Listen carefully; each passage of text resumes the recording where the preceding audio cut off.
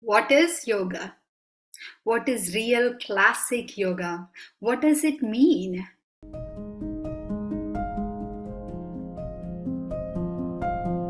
Yoga is more than physical activity, more than stretching and relaxing asanas, postures. So, real yoga, if somebody asks you, can you define the word yoga in simple terms?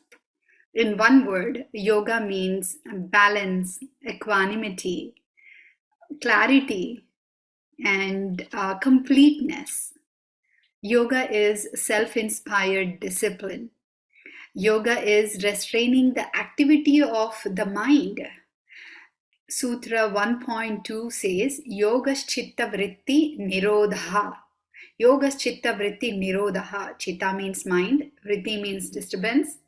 Kshina vrittehe means when disturbances diminish, the mind becomes crystal clear. Yes, we can get the clarity if we can work on the mind. Yoga is a state of transformation from the clouded state to crystal clear state. Bhagavad Gita 2.48, chapter 2, verse 48 says, perform your duty and abandon all attachment to success or failure. Such evenness of mind is called yoga. The word yoga means, literal meaning of the word yoga is union. Union of what? Union of Jivatma with Paramatma. Means union of individual self with cosmic self. Yoga is mind in equanimous state. Not disturbed, not impulsive, being calm, and being able to think all angles of a situation and taking the decision. That kind of state is called equanimous state. Not easily disturbed by a challenge in life and not affected so much that we lose our control on ourselves when we are happy. That is equanimous state.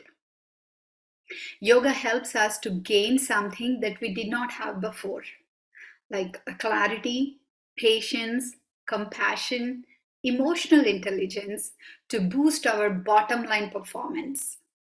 Yoga unleashes the superpowers of mind. You heard of superpowers, Spider-Man, Batman. That is what yoga can give. You don't believe me? Read the book Autobiography of a Yogi by Paramahamsananda.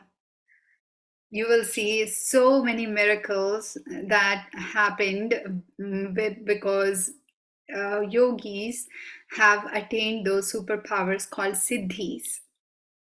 Every human has that latent potential.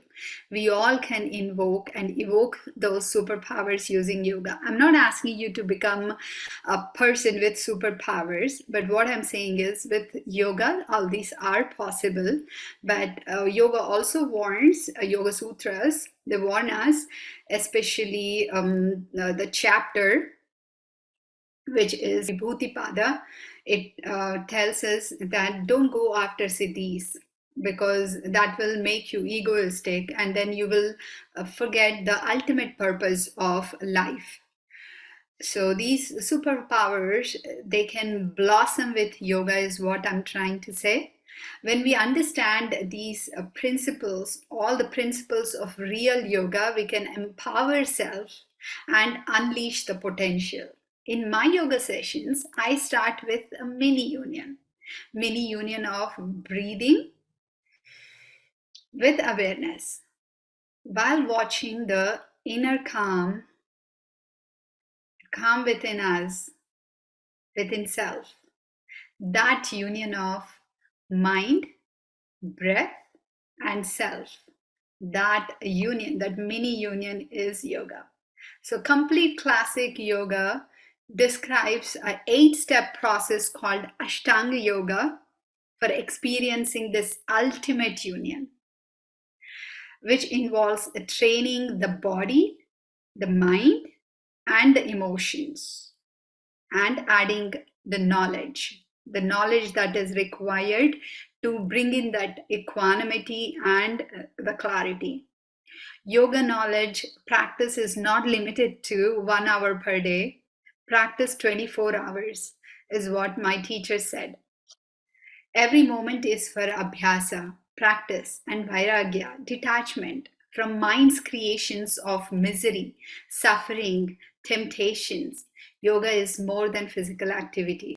Yoga is for the mind.